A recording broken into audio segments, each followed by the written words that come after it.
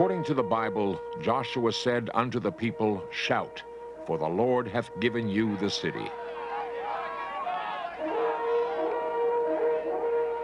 So far as we know about Joshua as a historical figure, his role was that of a military leader. Symbolically, he becomes a second Moses. In the Book of Joshua, when he crosses the Jordan River, he separates the waters the way Moses separated the waters in the Red Sea. But he becomes more than Moses. He is a military conqueror, and he becomes the agent of God in the minds of the Hebrew writers.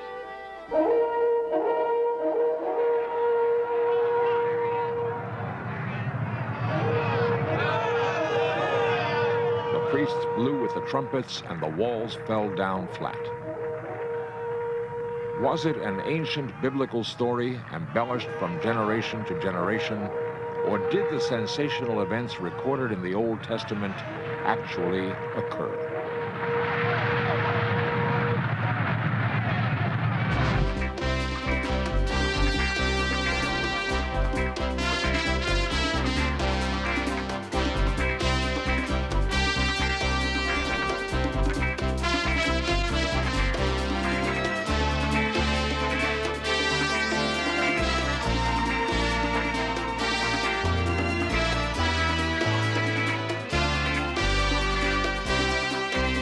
This series presents information based in part on theory and conjecture. The producer's purpose is to suggest some possible explanations, but not necessarily the only ones, to the mysteries we will examine. The Bible relates that the Israelites were led out of Egypt by Moses in the Great Exodus. The Hebrews were inspired by their belief in the one and only God because they considered themselves His chosen people. But once they had escaped from Egypt, they were forced to wander the desert for over 40 years. It was prophesied that Moses would remain in the desert, that he would never reach the promised land.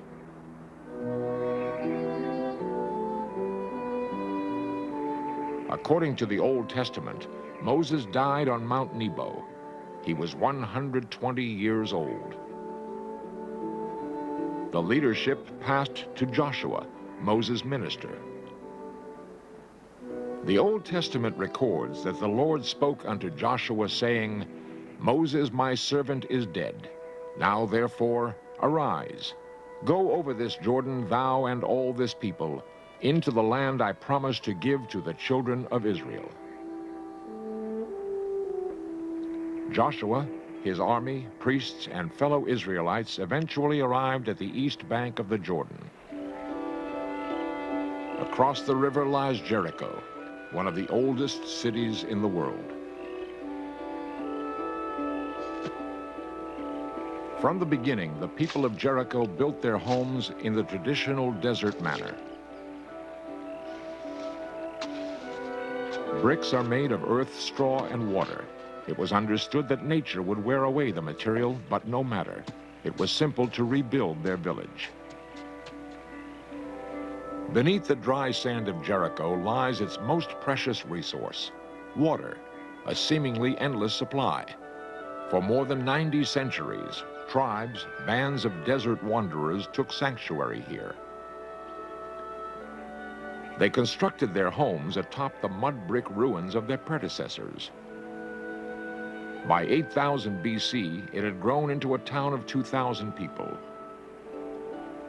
Layer upon layer, they created a record of their time on earth, one city atop another. What we have left are abandoned ruins as the markers of their passing. It is possible to find in the rubble the pieces of pottery and charred remains of fireplaces that tell us the way of life of those who lived here. Today, this is all that remains of the walled city of Jericho. Yet among the stones, there is clear evidence that here was one of the first advances of civilization. Here, it seems, for the first time, man learned how to domesticate animals and grow crops. It was a major step forward in human development as a nomadic life of hunting and food gathering gave way to a settled life of farming. What was most significant about Jericho, however, was its important defense position as the guardian bastion to the land of Canaan, the Promised Land. Dr. Gerald LaRue, biblical scholar and lecturer. Jericho, as the gateway to the Promised Land, is the first city that a group of people, nomads or enemies, would encounter when they crossed the Jordan at that particular spot. And therefore, it was a defense city. To get into the Holy Land or the Promised Land or to Israel or Palestine, you would have to knock off this city. Otherwise, you would have enemies on your flank and behind you once you passed it by. So it was a very, very important center as a defense. According to the Bible, the people of Jericho were so wicked in their ways that God decided to evict them and to give the Israelites who fled out of Egypt a place to dwell. Joshua would lead the assault. Before him lay the problem of conquering the walled city. This account has been recreated based on the Old Testament. From his camp on the arid east bank, Joshua sent 2 men across the River Jordan to spy on the city's defenses.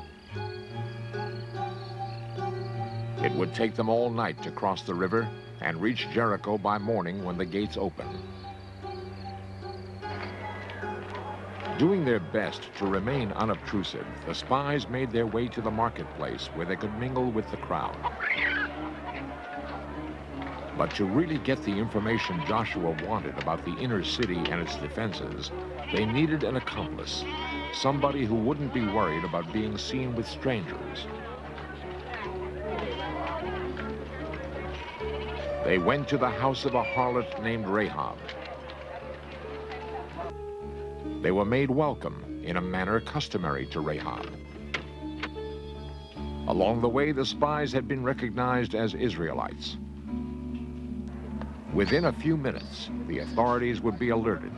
A remarkable series of events now takes place.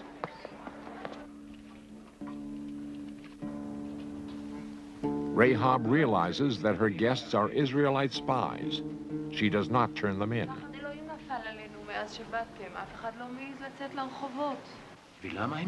She says that she knew the Lord had promised the land. All of Jericho, she tells them, is filled with terror because of Joshua and the armed Israelites. The men behind the city walls had lost their courage. Rahab's little brother spots the authorities and runs ahead to warn his sister.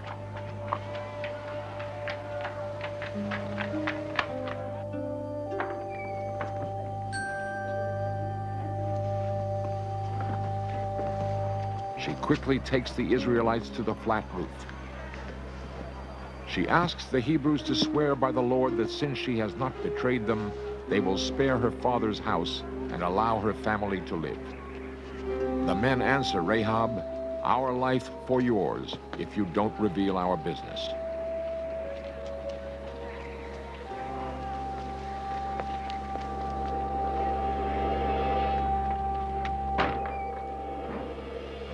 Rahab explains that the strangers had been with her, but that she had no idea who they were or where they had come from. They seemed anxious to get out of the city before the gates shut. If the authorities moved quickly, they might catch the men before they crossed the Jordan. They would have to hurry.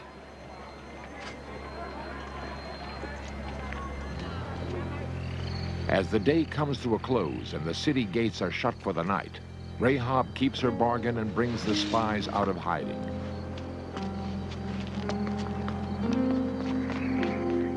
She lowers a cord through one of her windows. Rahab urges them to hide in the mountains for 3 days until the authorities returned to Jericho.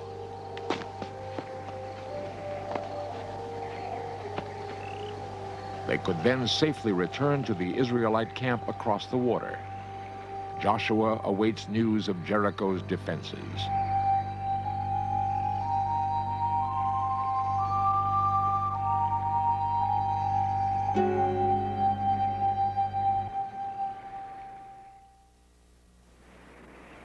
By the 20th century, Jericho was reduced to mounds of dirt. For over 3,000 years, the evidence of its secrets had laid buried. The thing about ancient cities is that they were located always where there were a number of favorable factors.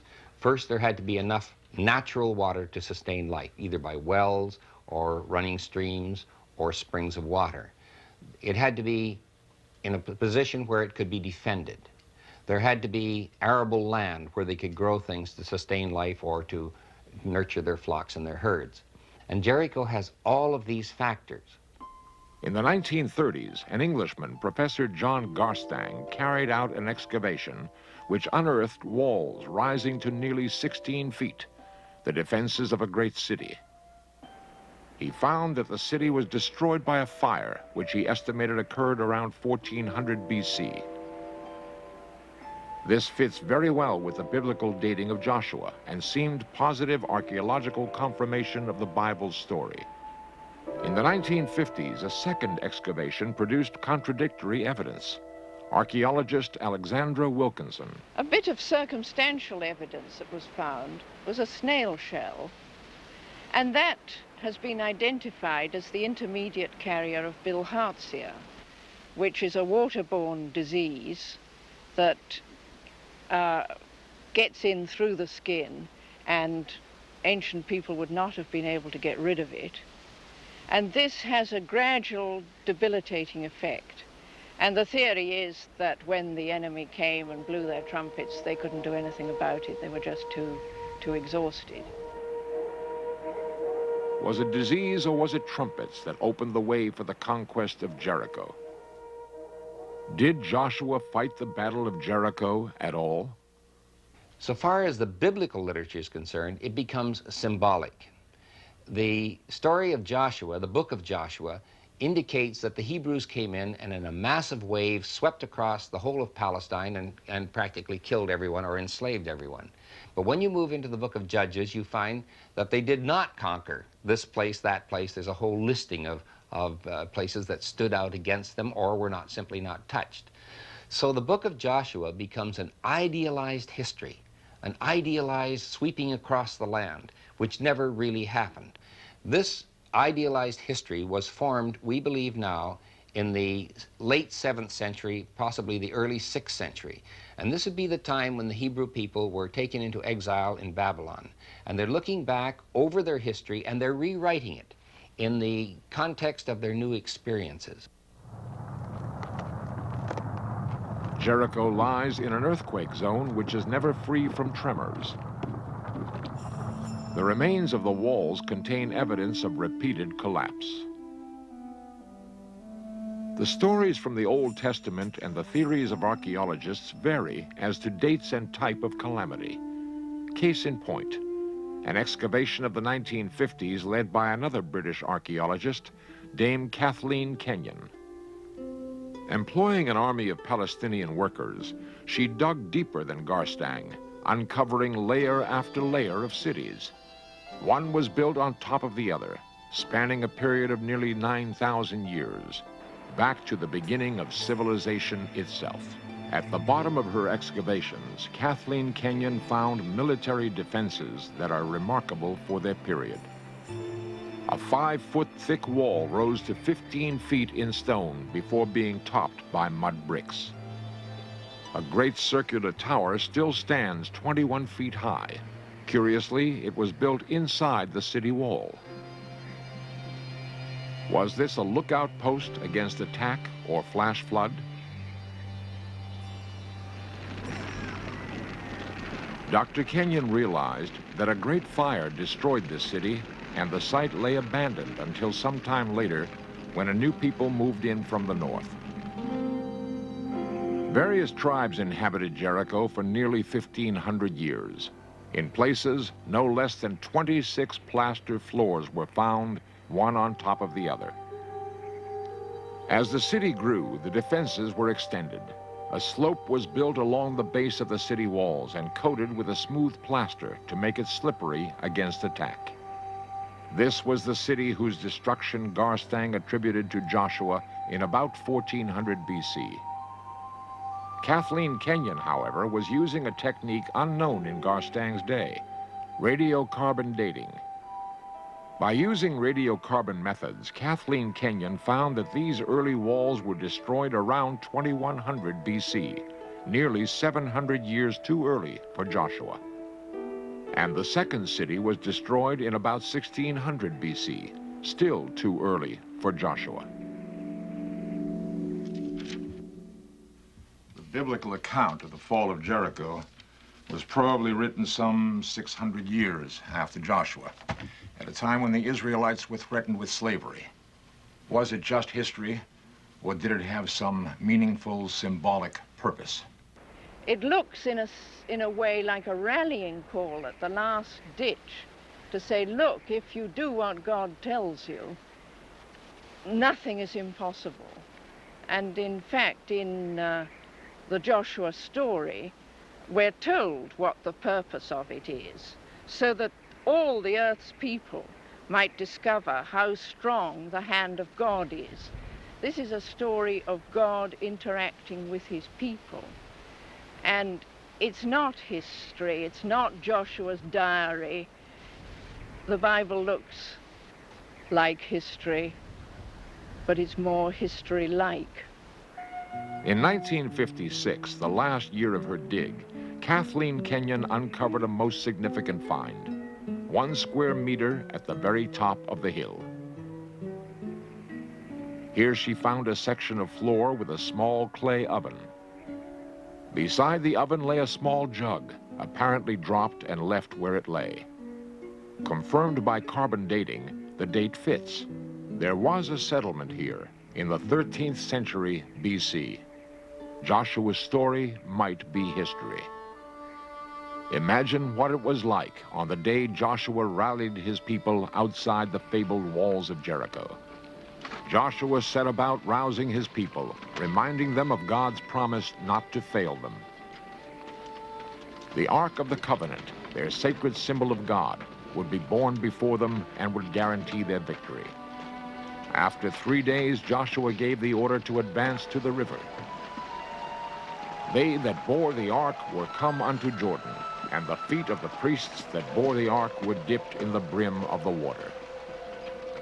With Joshua's forces approaching, people within the city were filled with fear.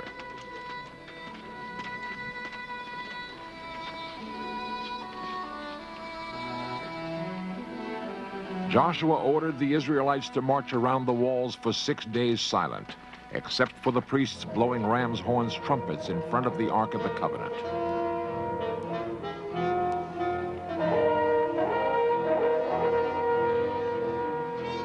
At dawn on the 7th day, the climax came.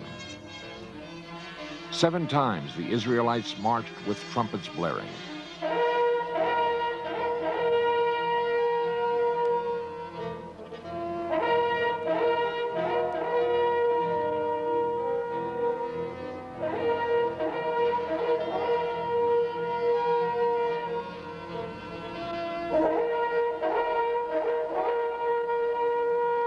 On the 7th circuit, he ordered his people, "Shout, for the Lord hath given you the city."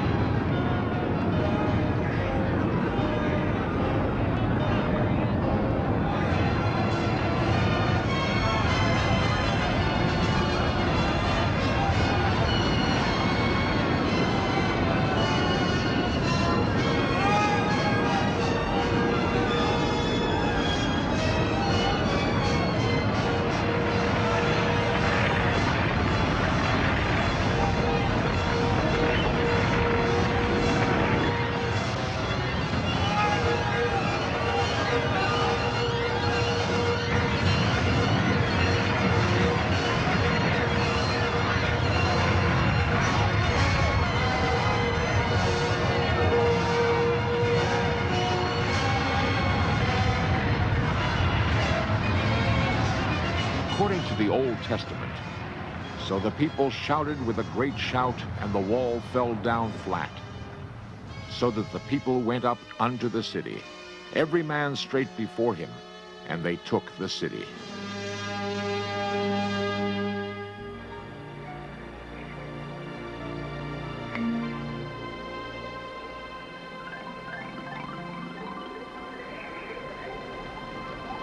Because of the cord identifying Rahab's house, she and her family were spared.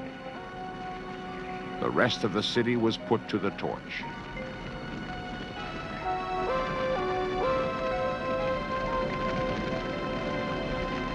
Whether legend or history, or a combination of both, it should be known that the story of the walls of Jericho is related in the Book of Joshua and can be found nowhere else.